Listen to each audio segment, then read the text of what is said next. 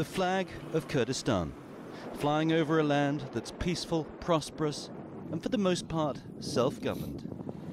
But the regional government recently announced it would go one step further. On the 25th of September, a referendum will be held to ask the people if they want to establish their own independent nation. It's definitely on. There is no going back on the date. And also we are now really busy with making the logistical preparations.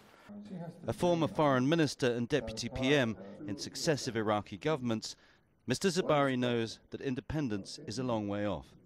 But looking at the current situation in Iraq and the Middle East, he and the senior leadership feel it's the only viable path. We believe what's happening in the Middle East is really turmoil everywhere you look around yourself, you see. And we have suffered a great deal as a nation, as a people. We don't want to repeat this experience anymore. That turmoil has increased in the past month following Donald Trump's visit to the region. Emboldened, Saudi Arabia has launched a diplomatic offensive to isolate and weaken Qatar. And while the US remains a strategic partner of Qatar, the mixed diplomatic messages from the administration have created confusion that the Kurds are seeking to exploit. The other major opposition will come from Turkey. They're fighting against their own ethnic population of Kurds. But the government in Erbil will be gambling the Turks won't intervene.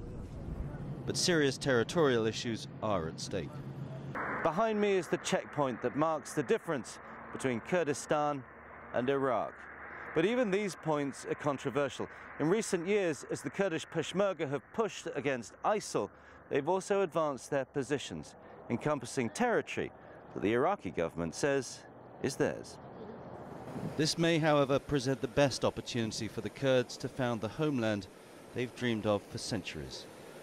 Peshmerga commander Katab Sur remembers the days when even mentioning Kurdistan on these streets was illegal.